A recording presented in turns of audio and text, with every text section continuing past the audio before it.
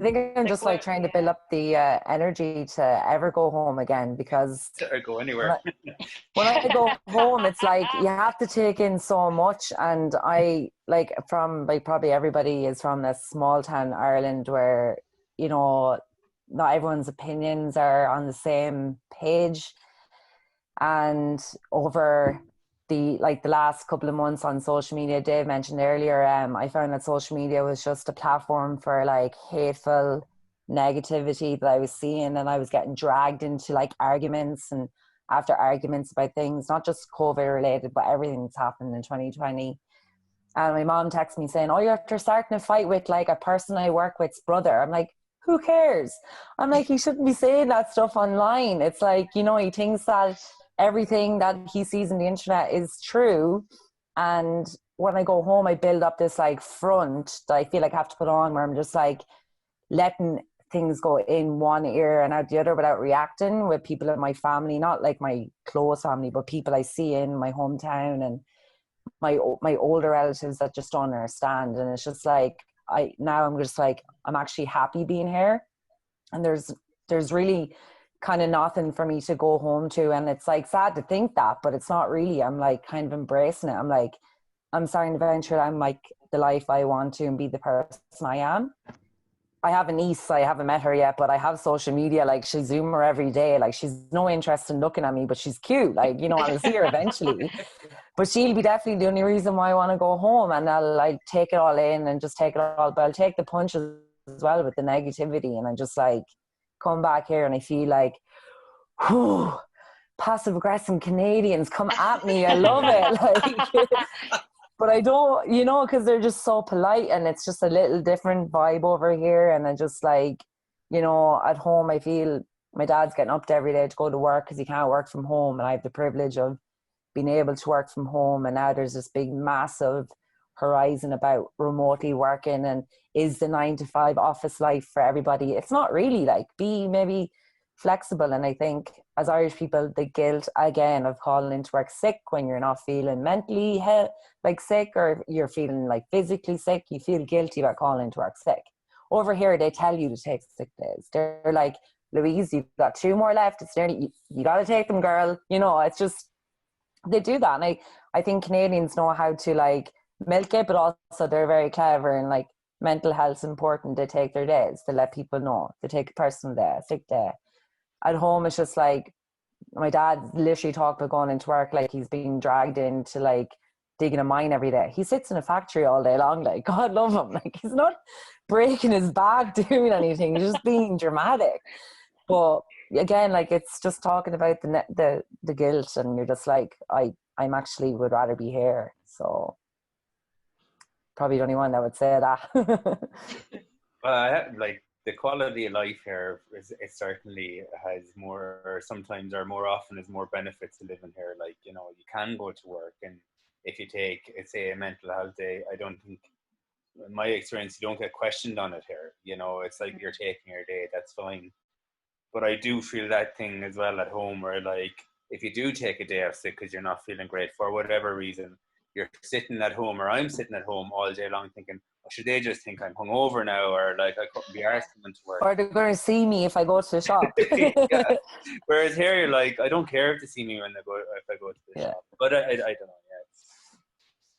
Yeah. Louise, how did you come to that decision? Because I think when you're here, I'm here 6 years now, but like, it's a hard decision to just make, that you're like, okay, I'm happy making a life here. Because I know obviously Zach is going home, and you can often feel like you're on a bit of a holiday here, even though we're not. We've built lives, communities, the whole thing. We can have one foot in and one foot out. Yeah, I guess it's been like I always just joke about things. That's just where I am. A character arc you'd see like in like a movie or a TV show, your development. And I think we've had so much time to think. Actually, one of the questions I want to ask Alison was there like a flip moment during like COVID, or like was there a period when you first moved over or anything like that really made you like make you pine for going home to Ireland? Or are you kind of like, no, I want to stay in Canada, like this is where I'm happiest? Us coming to Canada was in the works for quite a while because we applied for a permanent residency and it took several years to get it. And then once we got it, we came out for a visit and our children were very young at that time. The youngest was actually only 10 months old and we came out for a 2-week visit to have a check around Vancouver and over on the island to see, was this the coast we wanted to move to? And then we went back home and thought about it for about 1.5 years before we made the commitment to come out. So it was a long time in the works. So by the time we came here, we were both fully on board, really committed to making it work. We both left really good jobs at home. I was fortunate in that I worked for the civil service in the north and I was able to take a leave of absence, a career break. So we had that luxury that if it didn't work out, we had a home to come home to and we also had one job. So, you know, we weren't leaving everything. Of course, we were leaving family and friends, which was very difficult. But when we got here, we were very lucky in that very quickly, I would say within a couple of weeks, we were like, yeah, we've definitely made the right decision. And we've been very fortunate the whole way. Like, we're here 7 years now and we've absolutely no regrets. There've been times where we've missed family, you know, we've missed out on family events because we couldn't go back home. And then obviously last year was a tough year with my brother being ill. I was fortunate enough in that I could go home on 2 occasions to spend time with him. So I suppose the last 8 months, I've missed home a lot just because of the family situation. But outside of that, you know, there's never been a period where we've really pined to go home. We've just been lucky, and Canada's been very, very good to us, and it's all worked out. I know not everybody's fortunate enough to have that experience where everybody in the family you know, feels connected to Canada. We had some struggles in the early years with one of the kids who, you know, wanted to go back home, and it took them a little bit longer to settle in than the rest of the family. But we worked through that. And then I suppose that's it's really interesting to hear, especially from someone that has a family, and kind of why you decided to come here and why you settled here. And then Zach, like someone who is coming to the end of their IEC visa and you're deciding not to go for PR and you're deciding to go home. Stay. So, a lot, you know, but it's such a hard decision to make, whether, like, obviously you can always go for PR when you're at home. It's not a permanent decision to go home, but for right now, you think that's just the best decision for you. So, like, how did that come about? Like, I'm sure it was difficult to weigh up those options. Yeah, it was a very tough one. Like the decision was made pre-COVID.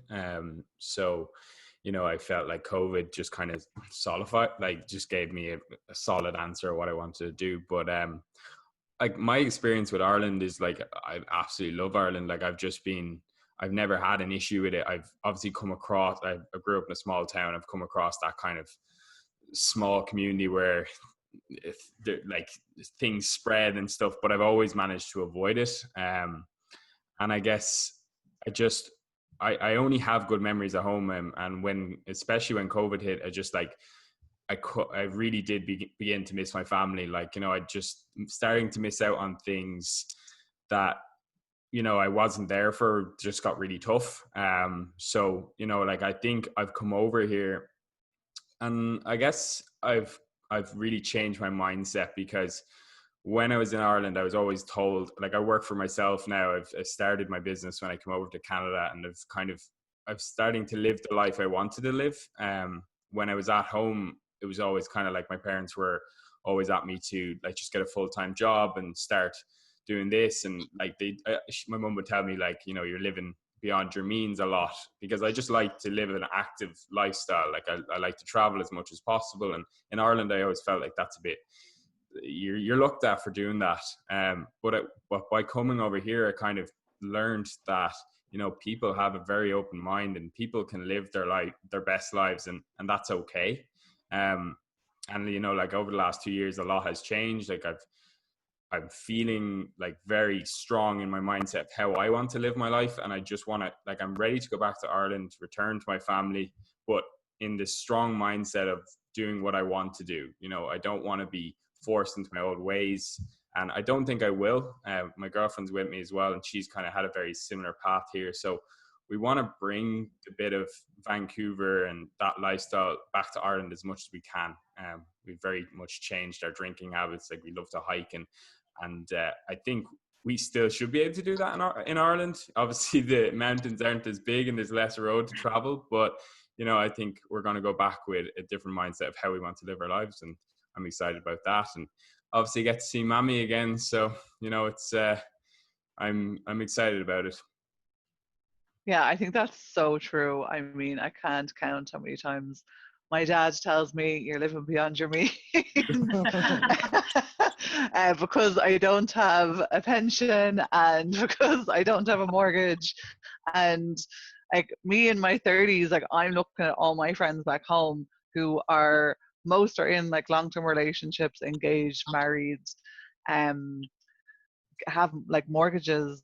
And you know, there is that kind of stepping stones that people do at home, that you come over here and you're like, oh, finally I've met like-minded people who don't want to necessarily do that.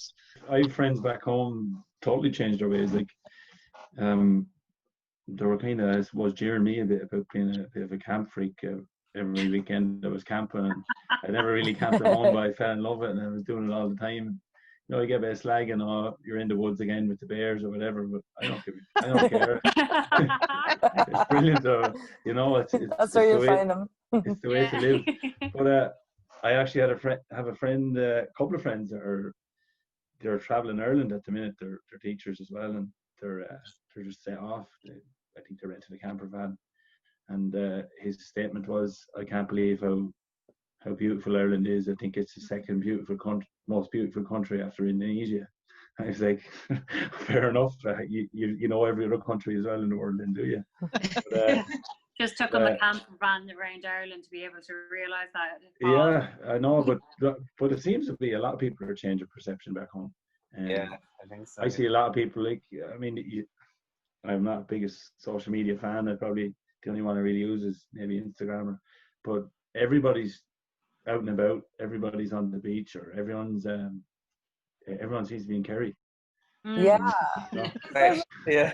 Or Clare. Kerry or Clare this weekend. Yeah. Anyway. Yeah, Cliffs of Moher and whatever, you know. But yeah, as you said, it's changing people's perception for sure. I think people are getting away from the drink, as you said, Zach, seeing the outdoors more like we kind of are over here. Yeah, I think back home people have been forced to take a step back from the rat race because they went into a much tighter lockdown and a more prolonged one than what we did here. And certainly from what I've observed of family and friends back home is that life has slowed way down from them, and they've started to appreciate again and acknowledge the basic things in life, the countryside around them, you know, the joys and the pleasures of going for a walk, or you know, having Zoom calls with somebody that they maybe haven't chatted to who's overseas in 6 months. You know, I've been here 7 years and I had my first ever Zoom call with my best friends from, you know, my secondary school days. You know, we still keep in touch over text all the time, but we never ever had that face to face, and it took a pandemic to do it.